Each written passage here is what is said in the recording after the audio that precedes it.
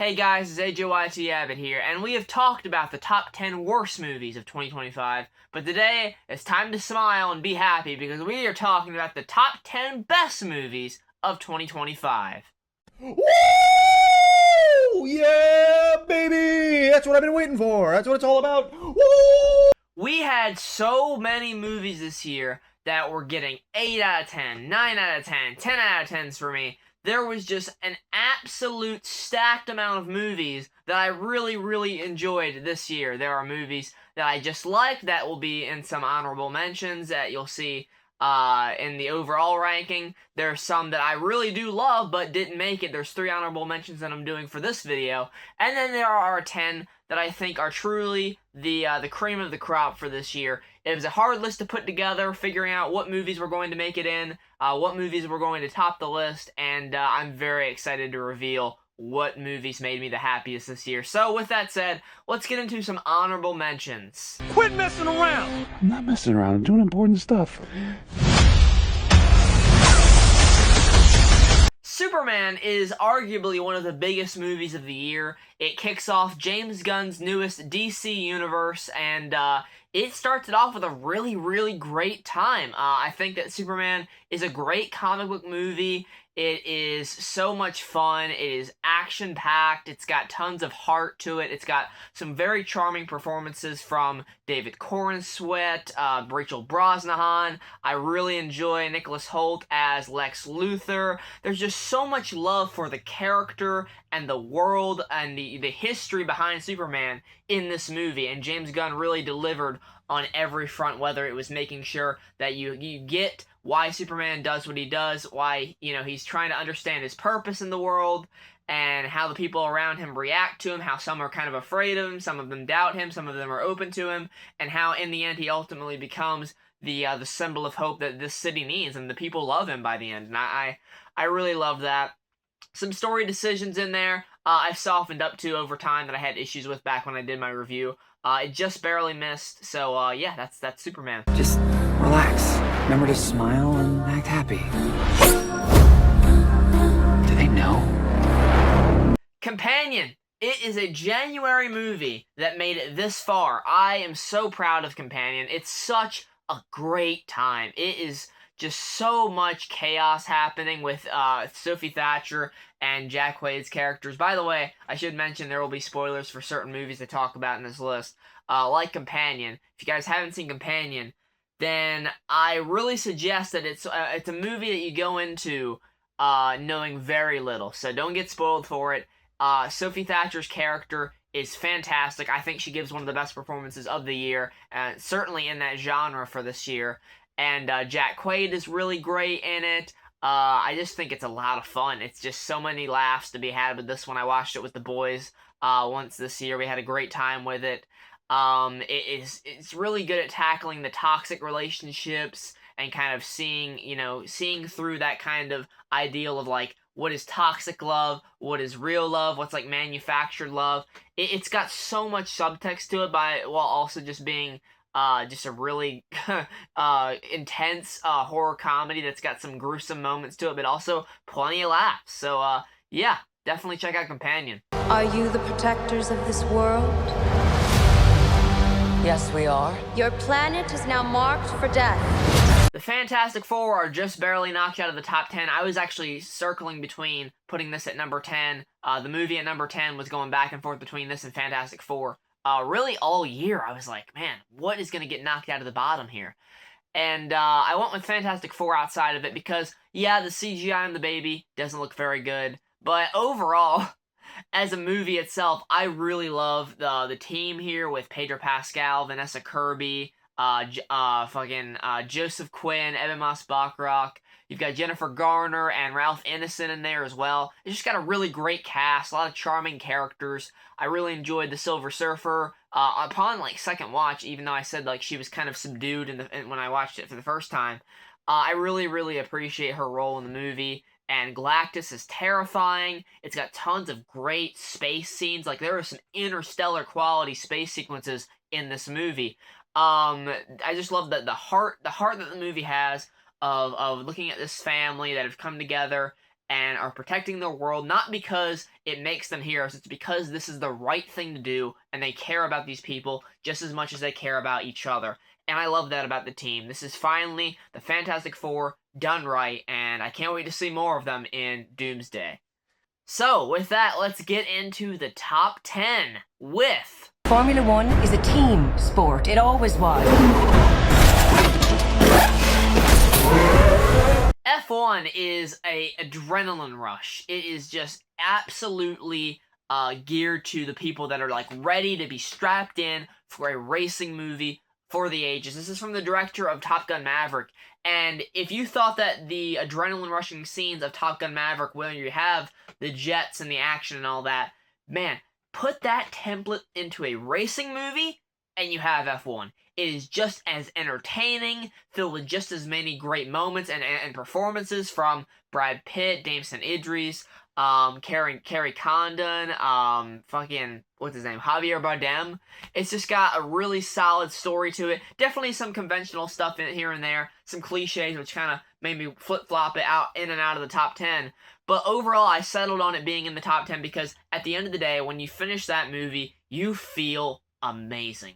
You feel like you have watched an underdog story, but also a redemption story in the same vein, because you have this young buck that's trying to be confident, trying to be cocky in the racing world, and you have Brad Pitt's character, who is not really this guy that cares about publicity or the cameras or anything about that. He just loves driving. He does it for the thrill and for the rush that he gets from racing. But he's never won.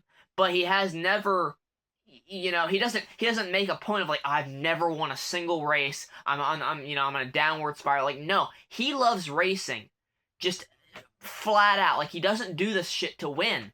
And you just watch it over the course of the movie as that friendship builds between him and Damson Idris. The respect there is really great to see, and the ending where you get the underdog story where Brad Pitt, is like letting Damson Idris win, where he's like, this young guy's, much more confident than me, but he's had, a string of screw-ups, getting in a crash during the film as well. He gets his time to shine, but then it's like a redemption story because they give Brad Pitt's character the opportunity to win and have that chance to soak in all of the glory that he's been missing on for years and become a winner in Formula One. And it's just so satisfying. It's great. The score by Hans Zimmer is fantastic. It's just one of the feel-good movies of the year, so it comes in at number 10. It's got good optics. Look at you. You are all so adorable. Eat shit, Valentina. Number 9, we got the Thunderbolts, the new Avengers. I know that a lot of people might have Fantastic Four above this movie. Hell, a lot of people have Superman above this movie. But I was just so excited for this concept from the jump of taking these side characters, these losers, effectively, that have been struggling to find their place within the MCU, whether it is John Walker being an outcast after being Captain America, brutally murdering someone and being ostracized by everyone, by the military, by everyone he cared about. And then you have Yelena, who really came from nothing, was used as a spy for years, loses her sister, becomes an assassin, does all these contract kills, and just feels like her life is getting so repetitive and monotone that she doesn't even know why she's here. And that's the case for so many characters in this movie. They feel like they've lost their purpose. And throughout the film, you get their journey as they're trying to figure out what's going on with Valentina, with Bob, Lewis Pullman's character. Really great performance by him, by the way.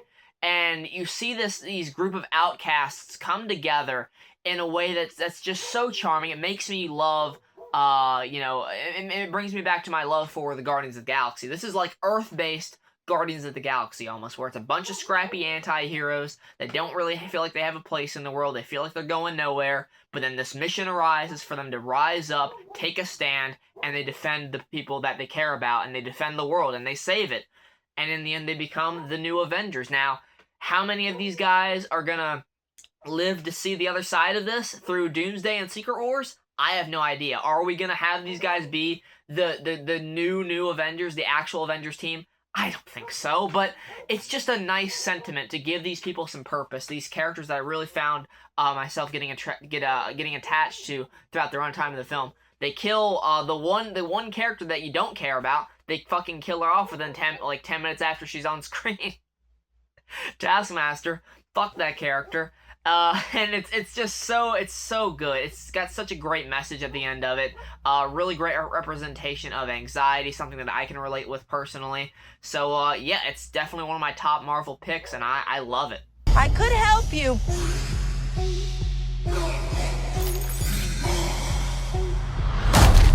Well, I'm a massive Predator fan, so Predator Badlands being at number 8 should not shock anyone. Now Dan Trachtenberg, he really took a risk with this movie because this is a Predator being pushed into the limelight, being pushed into the front and center protagonist role, and that's not anything that we've seen before. We're like, no, the Predator is like a violent killing machine that's going to kill the main characters and try to kill them. And no, like this movie makes it from the get-go, like, no, this is our protagonist. You understand why he's driven to do what he's trying to do in this movie. You get his motive. You get the backstory for, some of his family. He's kind of an outcast, and he loses his brother at the beginning of the movie, and he has this drive to get this creature, kill it, and bring it back to prove himself. And Deck is just a really fascinating character. He's got tons of tools. You get great Predator combat against these other creatures on this planet. Just the world building alone within the Predator tribe, as well as this world that we come into where all these different creatures are thriving and trying to kill you at the same time. It was just really great to see. And you have Elle Fanning in there as Thea, this android that kind of bonds with Deck throughout the course of the movie, even though, he doesn't really want to be bonded to her. My dog's going crazy over this movie right now. I just really found her to be quite charming. I love Elle Fanning in anything, but here she was just really great to have along for the ride. It's got a lot of blood in it without being an R-rated movie because you have these androids that they're going up against. In the third act, you get tons of carnage when he's fucking ripping their necks out and just brutally murdering these robots. But because they bleed white, it's okay. It's all right. We can get that PG-13 rating. And it's just so much Predator fun from start to finish. Any Predator fan that is not a fan of this movie, I get it partially because of some of the comedy. Might interject some serious moments that you want to, let it breathe a little bit. You don't want the comedy to overshadow it, but there was never a moment in here that really distracted me with the comedy, and I found it to be quite appealing to me. So, Dan Trachtenberg is 3 for 3. 3 Predator movies, and he has not missed once. A little harder. I need to find my daughter. Well, then call us back when you have the time. You just...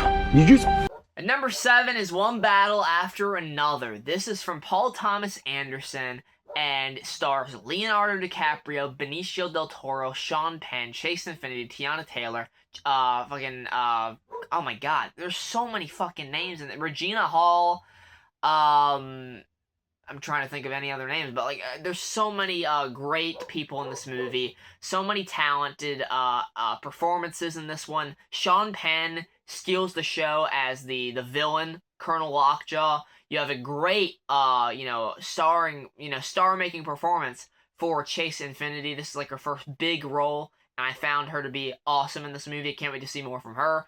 And then you have Leonardo DiCaprio. It's Leonardo DiCaprio.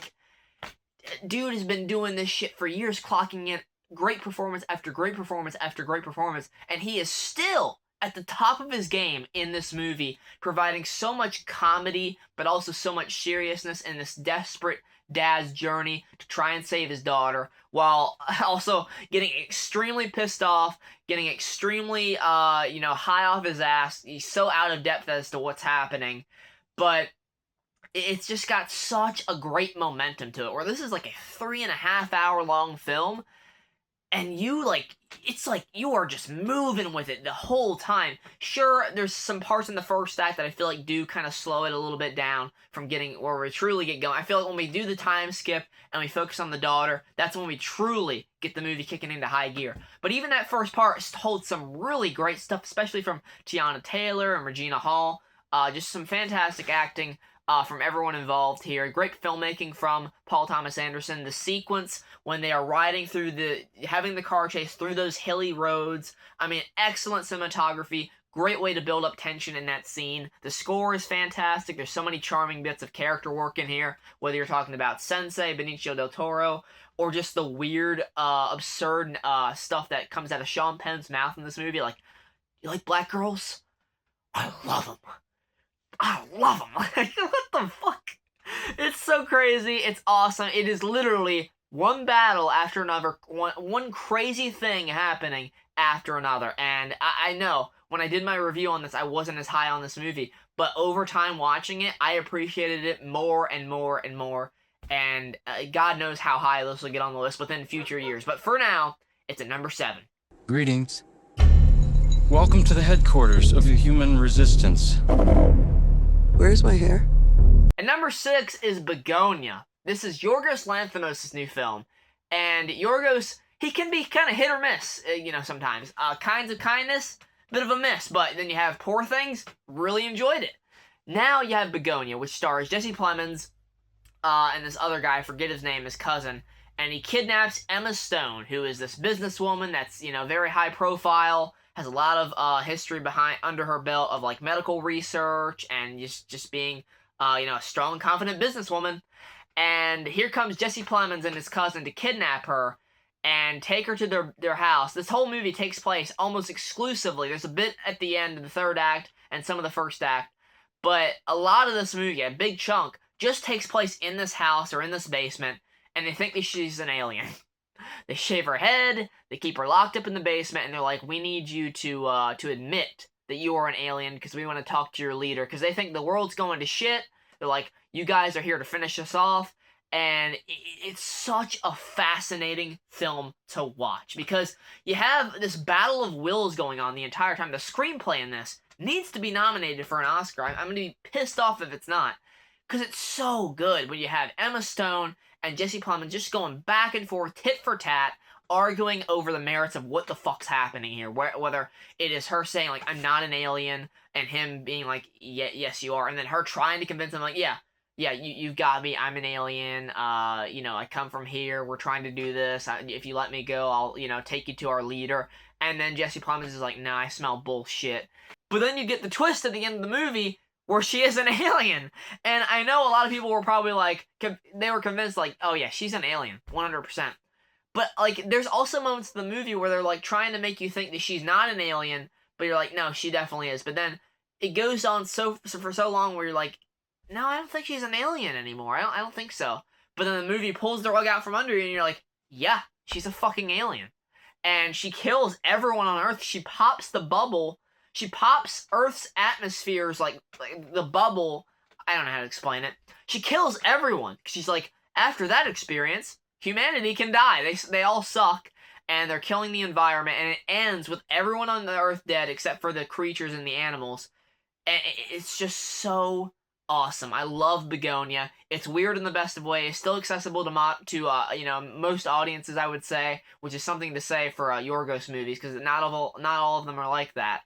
And it's a movie that I loved from start to finish. I saw it. Your name. Getting into the top 5 is Frankenstein. Wow. Guillermo del Toro just pulls out all the stops with his movies, doesn't he? It is such a visual treat, this movie. It is so unexpected because you're like, a Frankenstein movie, a monster movie, how artistic can you make that? How heartfelt can you make that? Guillermo del Toro has done it. I don't think I'll ever see a better Frankenstein adaptation than this movie, because the way this movie carries itself, builds it out in chunks, where you have Victor Frankenstein tell his story. You have Oscar Isaac, trying to, growing up, being looked down on by his father, growing up to be this brilliant inventor that chooses to spend his time trying to bring back the dead and prove that he can do something revolutionary for the world, getting mixed up in, his brother and his fiance. He falls for the fiance. You have Christoph Waltz's character trying to get a piece of the action in there, and then leading to the creation of the creature, where he becomes the thing that he hated. Frankenstein becomes his father because he's so abusive, he's so condescending, he's so cruel to the creature. And I thought that was a fascinating parallel for this movie to go down. It was just a really well-built story, well-told story from the very beginning. And you can go back to the beginning of that movie and see so many things that get carried and paid off later in the film when you have Frankenstein doing these terrible things to the creature. And then you get the creature side of things, where Jacob Elordi gives one of the best performances I've seen of the year. It's at least like top 3 for me. I love him in this movie. And you see so much loss in his eyes, so much fear, so much hate, especially later on in the film. But there is that chunk of the story where he's telling his side of things, how he escaped the laboratory after it burns down, and he finds this old man, and he finds solace, he finds peace, only for it to be disrupted because of what he is, what he looks like, and how people perceive him from the outside before actually getting to know him. It's just such a tragic tale, and it ended beautifully with him forgiving Victor. It's got a great score in there, fantastic cinematography, and I am hoping this movie walks away with a ton of awards. I mean, the costuming, the production is all flawless. There's plenty of other movies that have like phenomenal costume and production as well. It's going to be tough, but man, this movie just pulled out all the stops. I really, really dug it. Those kids walked out of those homes. No one pulled them out. No one forced them.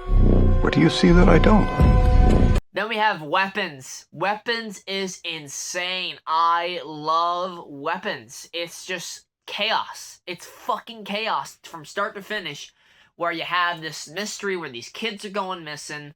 They're like, I don't know where they are, what happened to them, who's behind all of this. You have so many different sides of the story being told. Where they do this, Zach Cregger does something that I don't like in a lot of movies, where he does that non-linear storytelling, where he tells part of the story, and then it goes back, and then tells a different part of the story from that same time, or, you know, tells them out of order from when they happened. But in this movie, it's structured so brilliantly, and it's paced out so well, that I dug the hell out of the style of that storytelling. Where you have Jennifer Garner's section, you move into Josh Brolin's section, then you have, like, Alden Ehrenreich's section, Benedict Wong, and then Austin Abrams, and the kid as well. The kid actor for Alex does a really awesome job, all leading to the culmination of what we watched this movie for. Now, you know, rewatching it is building up to Amy Madigan as Aunt Gladys, who, once again, gives one of the best performances of the year. I love her in this movie, and I really am gunning for her to get an Oscar for this. I'm manifesting it. Please give her an Oscar for this performance, because it is so unnerving, but also like so like you could totally see a kid, a well-meaning, not a kid that like doesn't know a whole lot, be like, yeah, like this is normal, like totally, like this is like a nice little wholesome aunt. But no, like Alex sniffs that bullshit out right away, calls her out, and she just starts doing the witchy shit, getting the kids to her house, taking over Alex's parents. It's filled with some gruesome imagery all throughout. Great performances from everyone involved. Hilarious dialogue, especially from Austin Abrams as the junkie. I really enjoyed him in the film. Everyone's just got something to do here, and I can't imagine a better cast for the film. They all knock it out of the park. It is a visual treat, as there's so many shocking, violent visuals, and I just love the storytelling of like every 10 or 15 or so minutes, you get a new piece of information that totally recontextualizes everything that came beforehand about what you thought was going on. So it builds to a satisfying conclusion as well, that I know it didn't hit for everyone, but I loved the hell out of it. Weapons is one of the best horror films of the year. One day he's gonna follow you home. We got us a problem, y'all. What the hell going on? Oh, we heard tale of a party. Here's Sinners. Yes, this is the movie that was at number 1 for a long time this year. I mean, over half of the year, Sinners was my number 1. And I gotta commend Ryan Coogler for this movie. It is amazing how he combined vampires. There is stuff about, musical heritage. There's cultural appropriation. Just so many different layers to this story, when it could have just been your vampire movie, your standard vampire movie. But no, Ryan Coogler has so much passion for telling these great, rich in character and story productions, where the characters, you feel the history between them, thanks to the performances as well from Michael B. Jordan. An incredible performance from him as Smoke and Stack, these two twins. I mean, even just the shots of them passing, like a cigarette to each other or just interacting in any way, it's enormously impressive. You have Haley Steinfeld, oh my god, there's just too many names in this. Jack O'Connell as our villain is so entertaining in this, where like he's doing the Irish jig while a bunch of vampires surround him and praise him. It's unlike anything I've ever seen. It has the best scene of the year with, the song where, Miles Canton sings a song, and you have all these ancestors from past and present. You have like fucking and even in the future, you've got like hip hop people, you've got some Chinese heritage, you've got just so many different lineages of music coming in. All these people playing different instruments and dancing all weird, and based on their traditions, wearing different costumes to represent where they come from. It is an amazing celebration of musical heritage. It's so good. Honestly, if it wasn't rated R, like this would be a great movie to just show in like a music class or something, to be like, this is the power of music right here. On top of that, it's just incredibly thrilling from start to finish when you finally get into the vampire stuff, because like the first chunk of the movie is a lot of character building, and I get some people might not be on board for that. They want to be like, all right, let's get into the vampire stuff. But I really appreciated the way that they were building up the relationships between the characters, setting things up for paying off later on in the film, and building up that tension that, something is going to happen, something bad is coming for these characters. And when the vampire stuff starts kicking off, it's 10 out of 10. It's a 10 out of fucking 10. It is just thrilling, just unnerving. It is just so well done, and it's between this movie or One Battle for Best Picture, and I'll be happy with either one of them. But if Sinners did win, if we got a horror Best Picture winner, I'd be very satisfied. So, yeah, definitely check out Sinners if you haven't already. I mean, it's the movie of the year, the movie event of the year. And it's only a matter of time before I'm staring at you from the cover of a Wheaties box. Marty Supreme. This is a movie that the marketing for it absolutely sold a ton of people on it that, initially probably would be like, I don't want to watch a 2.5 hour, ping pong guy movie.